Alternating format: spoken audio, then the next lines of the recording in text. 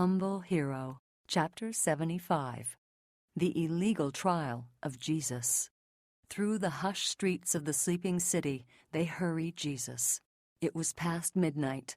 Bound and closely guarded, the Savior moved painfully to the palace of Annas, the ex-high priest.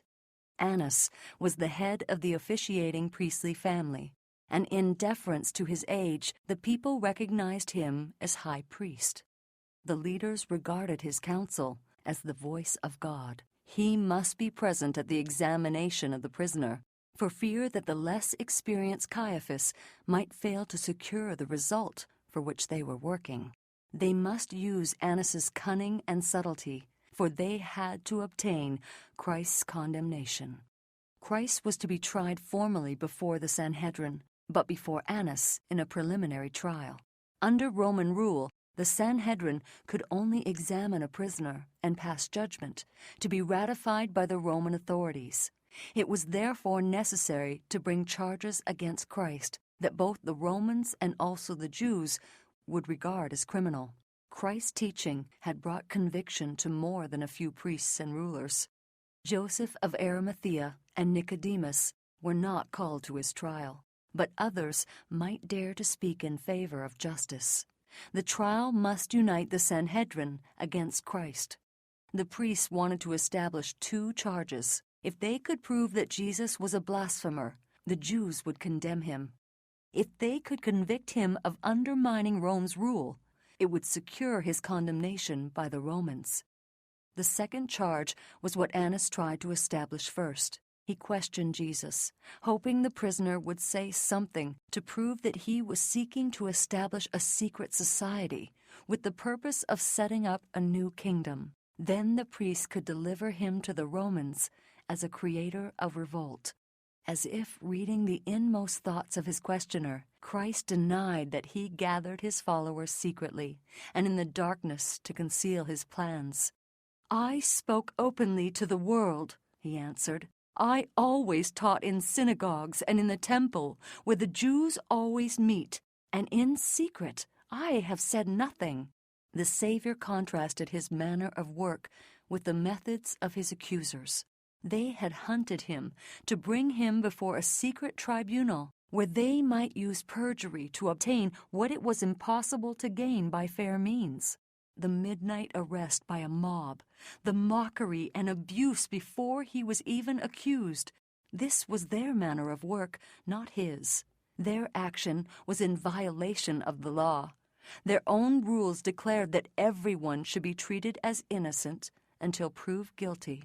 Turning upon his questioner, Jesus said, "Why do you ask me? Had not spies been present at every gathering of the people and carried information to the priests about all his sayings and doings?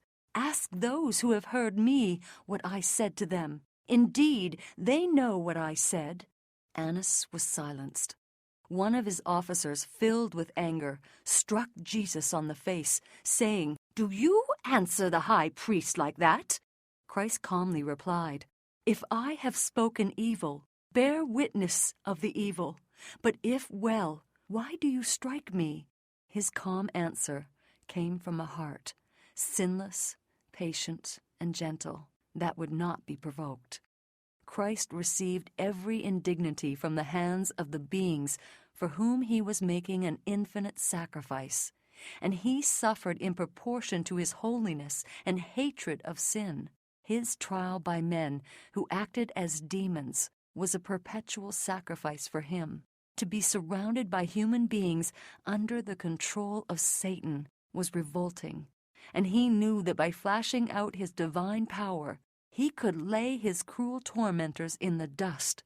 This made the trial harder to bear. The Jews expected a Messiah to change the current of people's thoughts by one flash of overmastering will and force them to acknowledge his supremacy. So when Christ was treated with contempt, a strong temptation came to him to show his divine character, to make his persecutors confess that he was Lord above kings and rulers, priests and temple. It was difficult to keep the position he had chosen as one with humanity. Angels would gladly have delivered Christ. The angels of heaven longed to deliver Christ. Watching the shameful scene, how easily they could have consumed the adversaries of God. But God commanded them not to. It was part of Jesus' mission to bear in his humanity all the abuse that human beings could heap on him. Christ had said nothing that could give his accusers an advantage, yet he was bound to signify that he was condemned. There must, however, be the form of a legal trial. This the authorities were determined to accomplish quickly. They knew the high regard the people had for Jesus, and they feared a rescue attempt. Again, if the execution did not happen right away, there would be a week's delay because of the Passover. This might defeat their plans. During a week's delay, a reaction would likely set in. The better part of the people would come forward with testimony to vindicate him, bringing to light the mighty works he had done. The Sanhedrin's proceedings would be condemned, and Jesus would be set free. So the priests and rulers determined that before their intentions could become known, Jesus must be delivered into the hands of the Romans. But first, they had to find an accusation. They had gained nothing so far. Annas ordered Jesus to be taken to Caiaphas. Though lacking in force of character, Caiaphas was fully as heartless and as willing to use any means necessary as was Annas. It was now early morning and dark. By torches and lanterns, the armed band with their prisoner proceeded to the high priest's palace. While the Sanhedrin were coming together, Annas and Caiaphas again questioned Jesus, but without success. In the judgment hall, Caiaphas took his seat as presiding officer. On either side were the judges and those specially interested in the trial. Roman soldiers were on the platform below the throne. At the foot of the throne stood Jesus. The excitement was intense. Of all the crowd, he alone was calm and serene. Caiaphas had thought of Jesus as his rival. The people were eager to hear the Savior, and this prompted the bitter jealousy of the high priest. But now, as Caiaphas looked at the prisoner, he was struck with admiration for his noble, dignified bearing. A conviction came over him that this man was like God. The next instant, he banished the thought, and in haughty tones demanded that Jesus work one of his mighty miracles. But the Savior acted as though he had not even heard the words. The question arose in the minds of that hardened crowd: should this man of godlike presence be condemned as a criminal? The enemies of Jesus were perplexed. They did not know how to bring about his condemnation. Caiaphas wanted to avoid stirring up conflict. There were plenty of witnesses to prove that Christ had called the priests and scribes hypocrites and murderers. But this was not useful to bring out. Such testimony would have no weight with the Romans. There was much evidence that Jesus had spoken irreverently of many of the Jews' regulations. This evidence also would have no weight with the Romans. Christ's enemies did not dare to accuse him of Sabbath breaking, since an examination would bring to light his miracles of healing. The leaders had bribed false witnesses to accuse Jesus of trying to establish a separate government, but their testimony turned out to be vague and contradictory. Under examination, they falsified their own statements. Early in his ministry, Christ had said, "Destroy this temple, and in 3 days I will raise it up." In this way, he had foretold his own death and resurrection. He was speaking of the temple of his body. John chapter 2, verse 19 and 21. Of all that Christ had said, the priests could find nothing to use against him except this: the Romans had engaged in rebuilding and beautifying the temple, and they took great pride in it. If anyone showed contempt for it, they would be offended. Here, Romans and Jews had common ground, for all regarded the temple with great respect. One witness who had been bribed to accuse Jesus declared, "This fellow said, 'I am able to destroy the temple of God and to build it in 3 days.'" If the witness had reported Christ's words exactly as he spoke them, they would not have brought about his condemnation, even by the Sanhedrin. His declaration would only have indicated an unreasonable, boastful spirit, but not blasphemy. Even as the false witnesses misrepresented his words, they contained nothing the Romans regarded as a crime worthy of death. At last, Jesus' accusers were entangled, confused, and angry. It seemed that their plottings were going to fail. Caiaphas was desperate. He had only one last resort, to force Christ to condemn himself. The high priest stood up suddenly from the judgment seat, his face contorted with passion. "Do you answer nothing?" he exclaimed. "What is it these men testify against you?" Jesus remained silent. He was oppressed, and he was afflicted, yet he opened not his mouth.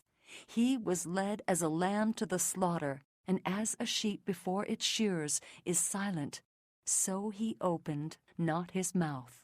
Isaiah chapter 53, verse 7. Finally, Caiaphas addressed Jesus in the form of a solemn oath. "I put you under oath by the living God. Tell us if you are the Christ, the Son of God." To this appeal, Christ could not remain silent. He knew that to answer now would make his death certain. But the appeal came from the highest acknowledged authority of the nation, and in the name of the Most High, he must plainly declare his character and mission. Jesus had said to his disciples, "Whoever confesses me before men, him I will also confess before my Father who is in heaven." Matthew chapter 10, verse 32. Now, by his own example, he repeated the lesson. Every eye was focused on Jesus' face as he answered, "It is as you said." A heavenly light seemed to illuminate his pale features, and he added, "Nevertheless, I say to you, hereafter you will see the Son of Man sitting at the right hand of the power and coming on the clouds of heaven." For a moment, the high priest trembled before the penetrating eyes of the Savior. Never from then on did he forget that searching glance of the persecuted Son of God. Caiaphas almost convinced. The thought that all would stand at the judgment bar of God, to be rewarded according to their works, terrified Caiaphas. The scenes of the final judgment rushed into his mind. For a moment he saw the graves giving up their dead, with the secrets he had hoped were forever hidden. He felt as if the eternal judge was reading his heart, bringing to view mysteries supposed to be hidden with the dead. Caiaphas had denied the resurrection, the judgment, and a future life. Now a satanic fury maddened him. Tearing his robe, he demanded that the council condemn the prisoner for blasphemy. "What further need do we have of witnesses?" he said. "Look, now you have heard his blasphemy. What do you think?" And they all condemned him. Caiaphas was furious with himself for believing Christ's words, and instead of having his heart broken and confessing that Jesus was the Messiah, he tore his priestly robes in determined resistance. This act was deeply significant. He did it to secure Christ's condemnation, but in doing so, the high priest had condemned himself. By the law of God, he was disqualified for the priesthood. He had pronounced on himself the death sentence. A high priest was not to tear his garments. By the Levitical law, under no circumstances was the priest to tear his robe. Christ had expressly commanded Moses concerning this. See Leviticus chapter 10, verse 6. Finite man might rend his own heart by showing a contrite and humble spirit, but no one must tear the priestly robes, for this would mar the representation of heavenly things. The high priest who dared to engage in the service of sanctuary with a torn robe was considered to have cut himself off from God. Caiaphas's action showed human passion, human imperfection. By tearing his garments, Caiaphas made the law of God of no effect and followed human traditions. A man-made law provided that in case of blasphemy, a priest might tear his garments in horror at the sin and not be guilty. In this way, the law of God was set aside by human laws. But in this act, Caiaphas himself was committing blasphemy. When Caiaphas tore his garment, his act signified the place the Jewish nation would occupy toward God after this. The Jewish people had rejected him, who was the fulfillment of all their symbols, the substance of all their shadows. Israel was divorced from God. Well might the high priest tear his robes in horror for himself and for the nation. The injustice of Christ's trial. The Sanhedrin had pronounced Jesus worthy of death, but it was contrary to Jewish law to try a prisoner by night. In legal condemnation, nothing could be done except in the light of day and in a full session of the council. Despite this, the Savior was now treated as a condemned criminal, to be abused by the lowest of humankind. Through the open courtyard, Jesus was taken to the guardroom, surrounded by people mocking his claim to be the Son of God. They jeeringly repeated his words, "Coming on the clouds of heaven." While in the guardroom, awaiting his legal trial, Jesus was not protected, and the ignorant rabble took the opportunity to reveal all the satanic elements of their nature. Christ's godlike bearing filled them with an insane rage. Mercy and justice were trampled upon. Never was a criminal treated in so inhuman a manner as was the Son of God. But no enemy's hand could have dealt the blow that gave Jesus the deepest pain. While he was undergoing the examination before Caiaphas, one of Christ's own disciples had denied him. Peter and John had dared to follow at a distance the mob that had Jesus in their custody. The priests recognized John and let him into the hall, hoping that as he witnessed his leader's humiliation, he would scorn the idea that such a one could be the Son of God. John spoke in favor of Peter and gained an entrance for him also. In the courtyard, a fire had been kindled, for it was cold, being just before dawn. People gathered around the fire, and Peter presumptuously joined them. By mingling with the crowd, he hoped to be taken for one of those who had brought Jesus to the judgment hall. Peter fails. But the woman doorkeeper looked carefully at him. She noticed the dejection on his face and thought he might be a disciple of Jesus. Curious to know, she asked, "You are not also one of this man's disciples, are you?" Peter was startled and confused. He pretended not to understand, but she persisted. Peter felt compelled to answer, and he said angrily, "Woman, I do not know him." This was the first denial, and immediately the rooster crowed. In pretending to have no involvement with Jesus, Peter had become an easy prey to temptation. Someone else called attention to him the second time, claiming he was a follower of Jesus. Peter now declared with an oath, "I do not know the man." Another hour passed, when a close relative of the man whose ear Peter had cut off asked him, "Did I not see you in the garden with him? Surely you are one of them, for you are a Galilean." At this, Peter flew into a rage. In order fully to deceive his questioners and justify his pretended identity, Peter now denied his master with cursing and swearing. Again the rooster crowed. Peter heard it and remembered the words of Jesus, "Before the rooster crows twice, you will deny me 3 times." Mark chapter 14, verse 30. While the degrading oaths were fresh on Peter's lips, and the shrill crowing of the rooster was ringing in his ears, the Savior turned and looked directly at his poor disciple. At the same time, Peter's eyes were drawn to his master. In that gentle expression, he read deep pity and sorrow, but no anger. The sight of that suffering face, those quivering lips, pierced his heart like an arrow. Peter remembered his promise of a few short hours before, when the Savior told him he would deny his Lord 3 times that very night. Peter now realized how accurately his Lord had read the falseness of heart, which he had not known himself. A tide of memories rushed over him. The Savior's long suffering, his patience, he remembered it all. He reflected with horror on his own falsehood, his perjury. Once more, he saw an ungodly hand raised to strike his master in the face. Unable to endure the scene any longer, he rushed, heartbroken, from the hall. He hurried on in solitude and darkness, not knowing or caring where. At last, he found himself in Gethsemane. He remembered with bitter remorse that Jesus had agonized in prayer alone. He remembered his solemn instruction, "Watch and pray, lest you enter into temptation." Matthew chapter 26, verse 41. It was torture to his bleeding heart to know that he had added the heaviest burden to the Savior's humiliation and grief. Peter fell on his face and wished that he would die.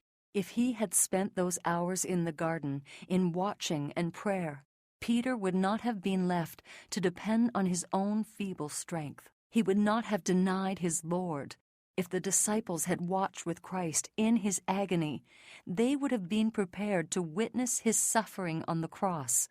Amid the gloom of the most trying hour, hope would have lightened up the darkness and sustained their faith. Determined efforts to condemn Jesus. As soon as it was day, the Sanhedrin assembled again, and once more Jesus was brought into the council room. He had declared himself to be the Son of God, but they could not condemn him on this, for many had not been there at the night session and had not heard his words, and they knew that the Roman official would find nothing worthy of death in those words. But if they could all hear from his own lips his claim to be the Messiah, they might twist this into a treasonous political claim. "If you are the Christ," they said, "tell us." But Christ remained silent. They continued to press him with questions. At last he answered, "If I tell you, you will by no means believe, and if I also ask you, you will by no means answer me or let me go." But he added the solemn warning, "Hereafter the Son of Man will sit on the right hand of the power of God." "Are you then the Son of God?" they asked. He said to them, "You rightly say that I am." They cried out, "What further testimony do we need? For we have heard it ourselves from his own mouth." And Jesus was to die. All that was necessary now was for the Romans to ratify this condemnation. Then came the third scene of abuse, worse even than what the ignorant rabble had done. It took place in the very presence of the priests and rulers, with their approval. When the judges pronounced Jesus' condemnation, a satanic fury took possession of the people. The crowd made a rush toward Jesus. If it had not been for the Roman soldiers, he would not have lived to be nailed to the cross of Calvary. He would have been torn in pieces. Roman authority intervened and restrained the violence of the mob by force of arms. Heathen men were angry at the brutal treatment of one against whom nothing had been proved. The Roman officers declared that it was against Jewish law to condemn a man to death on his own testimony. This brought a momentary lull in the proceedings, but the Jewish leaders were dead, both to pity and to shame. Priests and rulers forgot the dignity of their office and abused the Son of God with foul names. They taunted him about his parentage. They declared that his proclaiming himself the Messiah made him deserving of the most shameful death. Someone threw an old garment over his head, and his persecutors struck him in the face, saying, "Prophesy to us, Christ. Who is the one who struck you?" One poor wretch spat in his face. Angels faithfully recorded every insulting look, word, and act against their beloved commander. One day, the evil men who scorn the calm, pale face of Christ will look upon it in its glory, shining brighter than the sun.